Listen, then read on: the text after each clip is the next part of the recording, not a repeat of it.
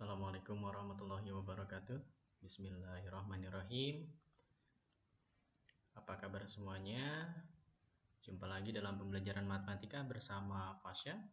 Mari kita sama-sama belajar berpikir, bernalar, dan memecahkan masalah. Untuk memulai kegiatan ini, tidak ada salahnya mari kita sama-sama berdoa. Mudah-mudahan kegiatan pembelajaran kita hari ini memperoleh ilmu yang bermanfaat. Yuk kita sama-sama berdoa.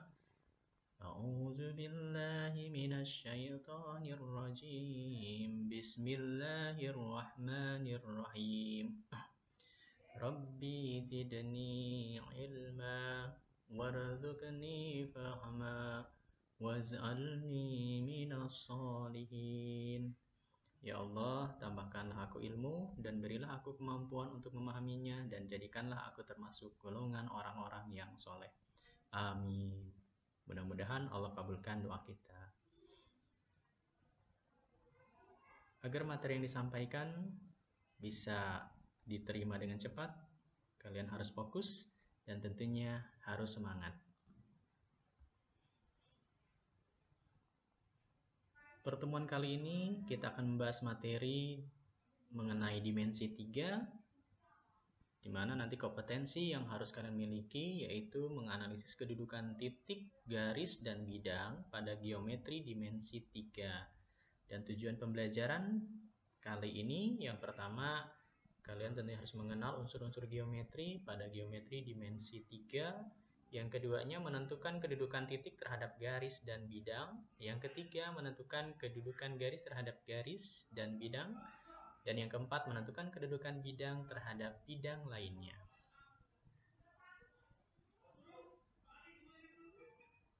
Nah, mari kita lihat unsur-unsur geometri itu apa saja sih? Yang pertama, di dalam geometri itu tentu ada unsur titik. Nah, titik itu apa? Titik itu adalah sebuah titik hanya ditentukan oleh letaknya. Kemudian tidak mempunyai ukuran, digambarkan dengan sebuah noktah, dibubuhi nama dengan huruf kapital. Nah, di sini sudah ada bentuk contoh titik, ya. Ada noktah, kemudian ada huruf kapital. Ya, masing-masing ini disebutnya titik A, kemudian titik B, dan titik C. Yang berikutnya garis, ya. Garis ini apa sih sebetulnya? Nah, sebuah garis itu hanya mempunyai ukuran panjang saja, panjang, tidak mempunyai ukuran lebar. Nama garis ditentukan dengan huruf kecil atau menyebutkan segmen garis dari titik pangkal dan titik ujung. Nah, ini contohnya garis, hanya memiliki ukuran panjang, penamaannya dengan huruf kecil, ya, atau juga boleh dengan dua huruf, ya, titik pangkal dan titik ujung. Namanya nanti segmen garis. Yang ketiga, unsur yang ketiga adalah bidang. Ya, bidang itu dalam geometri, ya, sebuah bidang mempunyai ukuran panjang dan lebar. Kemudian nama bidang ditentukan berdasarkan huruf kapital yang ada di titik sudutnya atau huruf Yunani. Kebetulan pada contoh ini penamaan bidang menggunakan huruf Yunani. Ini bidang alfa, kemudian bidang beta.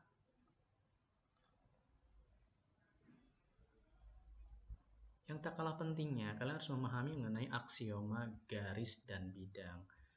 Apa sih aksioma? Aksioma itu adalah ketentuan secara umum yang sudah diterima tanpa ada pembuktian apapun.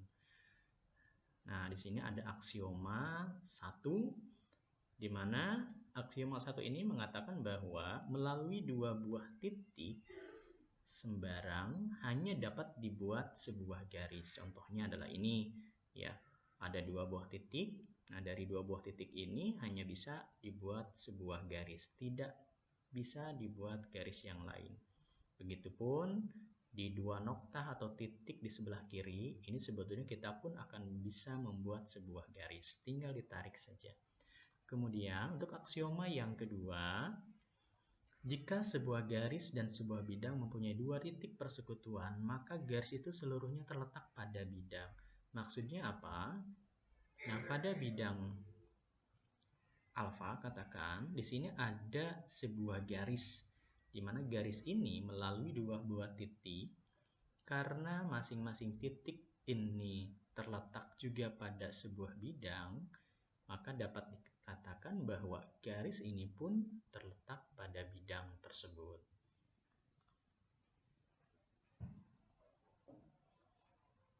Nah, kita lanjutkan mengenai bagaimana kedudukan titik. Ya, suatu titik dalam dimensi 3 itu yang pertama terhadap garis, ya, kedudukan titik terhadap garis.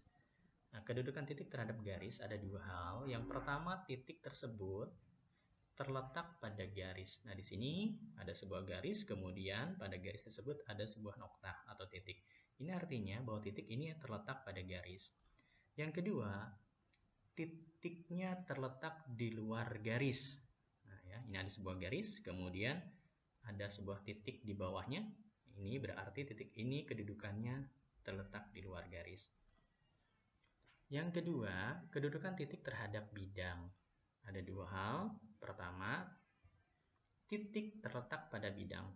Ya, ketika kita punya sebuah bidang alfa, yang kemudian di dalamnya ada titik, maka titik ini terletak pada bidang. Yang kedua, terletak di luar bidang. Ya, ada sebuah titik alfa,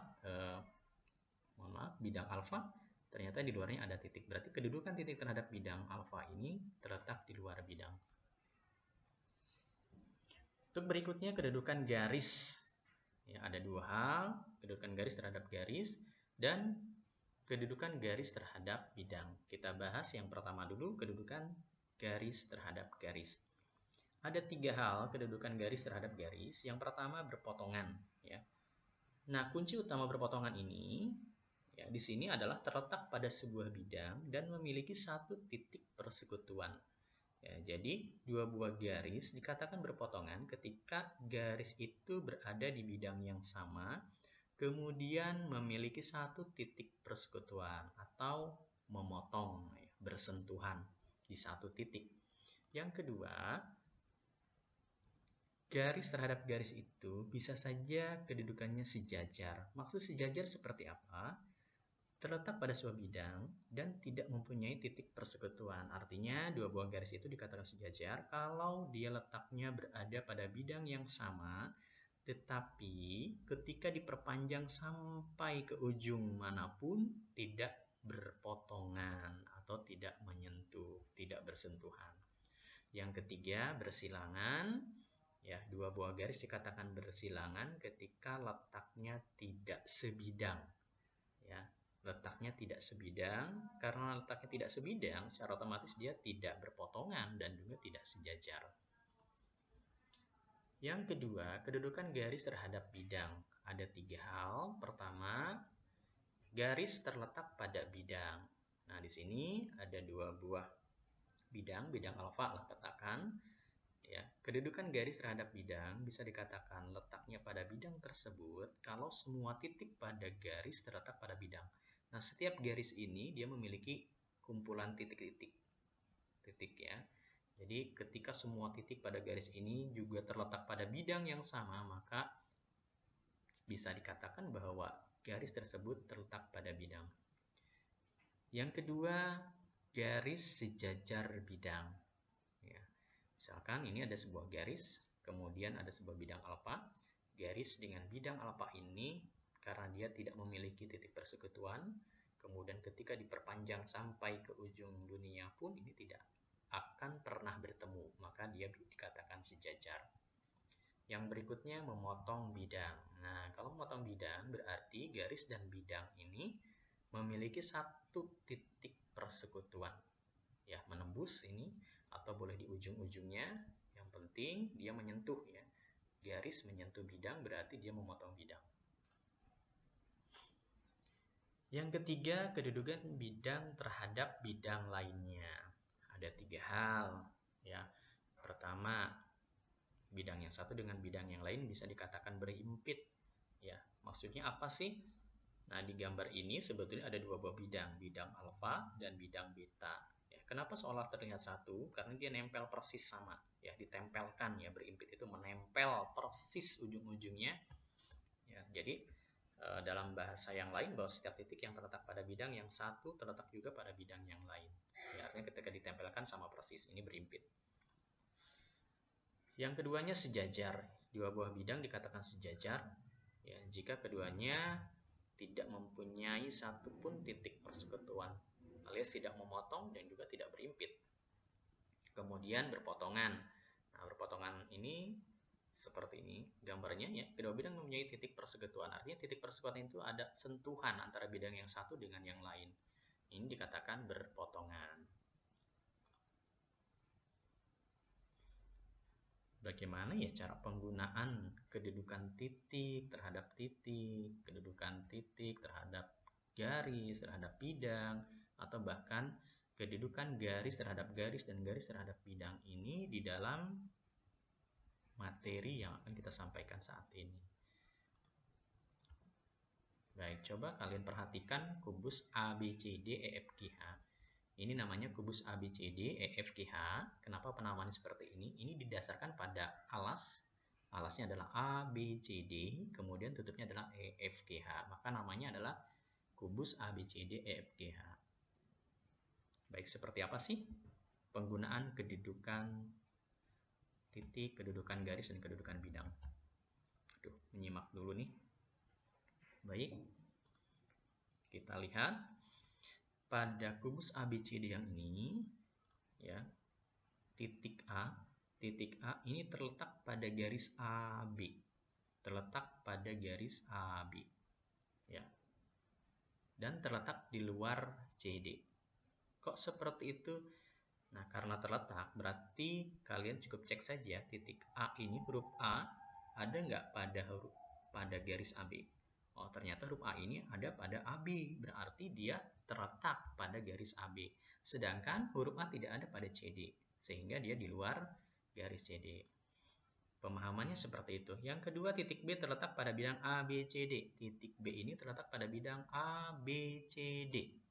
Ya, jadi ada titik persekutuannya, yaitu apa? Lihat hurufnya.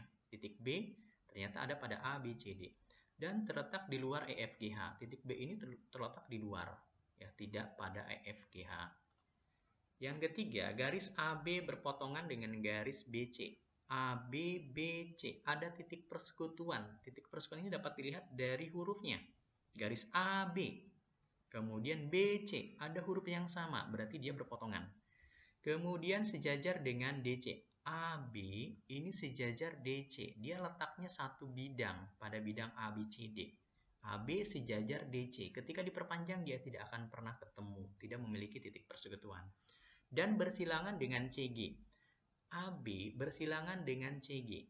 Ya, kenapa seperti itu? Karena garis AB dengan CG ini dia letaknya tidak satu bidang. Ya, sehingga dikatakan bersilangan. Lalu, garis BC terletak pada bidang ABCD. Garis BC terletak pada bidang ABCD. Ya, jelas di sini ada garis. Garis itu dinotasikan sebagai dua huruf, ya. Dua huruf BC. Ternyata pada bidang ABCD juga ada huruf BC. Maka dikatakan bahwa garis BC terletak pada bidang ABCD. Kemudian sejajar dengan bidang EFGH. Kok sejajar? Lihat garis BC. Ya. Garis BC ini dia sejajarnya dengan FG. Kemudian karena FG terletak pada bidang EFGH, maka dapat kita nyatakan bahwa garis BC ini sejajar juga dengan bidang EFGH. Kemudian garis BC memotong bidang ABFE, memotong BC memotong bidang ABFE. Kok kenapa memotong? Lihat ada tidak titik persekutuannya. Ya, ternyata pada garis BC ada huruf B, kemudian memotong bidang ABFE. Huruf B-nya juga ada di ABFE, berarti memotongnya di mana? Memotong di titik B. Itulah yang dimaksud dengan titik persekutuan. Yang berikutnya bidang ABCD. ABCD yang bawah alasnya sejajar dengan bidang EFGH, berarti yang di atasnya sejajar, ya. Itu sifatnya dia tidak ada titik persekutuan. Kemudian memotong bidang ABFE. Memotong bidang ABFE. Ya, bidang A, B, C, D memotong bidang A, B, F, E. Ada nggak titik persekutuannya? Ada, ya. Taunya ada dapat dari mana? Lihat hurufnya saja. Ada nggak huruf yang sama? Ya, ternyata ada dua huruf, yaitu A dengan B yang sama. Berarti itu adalah titik persekutuannya.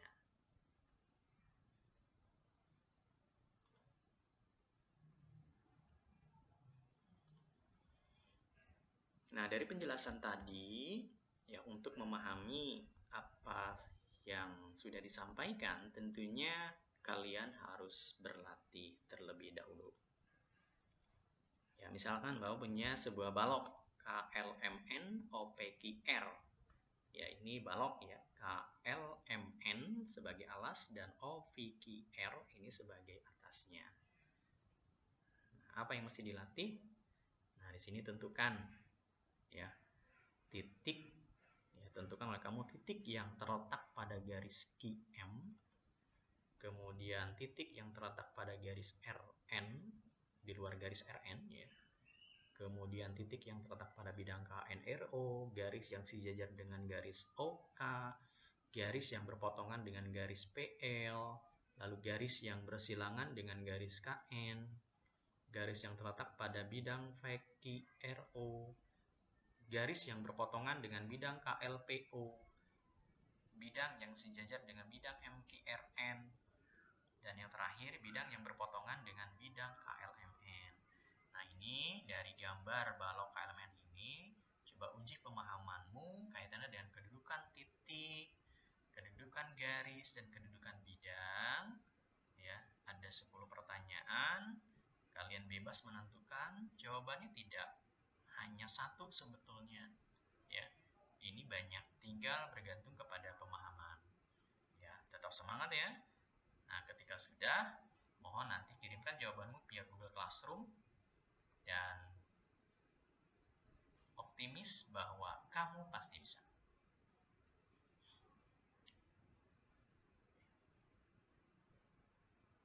Oke, kita refleksi terlebih dahulu untuk pertemuan kali ini. Yang pertama, ya, apa yang sudah kamu pelajari hari ini? Jawab dalam hati masing-masing saja. Kemudian yang kedua, bagaimana cara memahami materi pembelajaran hari ini? Dirimu yang lebih paham terhadap diri kamu sendiri. Lalu yang ketiga, menurutmu langkah apa saja yang akan dilakukan agar menguasai materi pembelajaran hari ini? Dan yang keempat, nah yang lebih penting adalah sudahkah kamu melaksanakan apa yang telah dituliskan? Demikian pertemuan hari ini, meskipun singkat, mudah-mudahan ada manfaatnya. Sebelum diakhiri, mari kita berdoa. A'udzubillahi minasyaitonirrajim. Bismillahirrahmanirrahim. Allahumma inni istaudi'uka ma 'allamtanihi farudhu ilayya inda hajati wa la tansanihi ya rabbal alamin. Ya Allah, sungguhnya aku titipkan kepadamu apa yang telah engkau ajarkan kepadaku, maka kembalikanlah dia kepadaku di saat aku membutuhkannya. Janganlah engkau buat aku lupa kepadanya, wahai Tuhan pemelihara alam. Mudah-mudahan dengan doa ini Allah semayamkan ilmunya di dalam diri kita sehingga kita mampu mengeluarkannya saat dibutuhkan nanti. Mari kita bersyukur dengan mengucapkan Alhamdulillahirrabbilalamin. Terima kasih atas perhatiannya. Wassalamualaikum warahmatullahi wabarakatuh.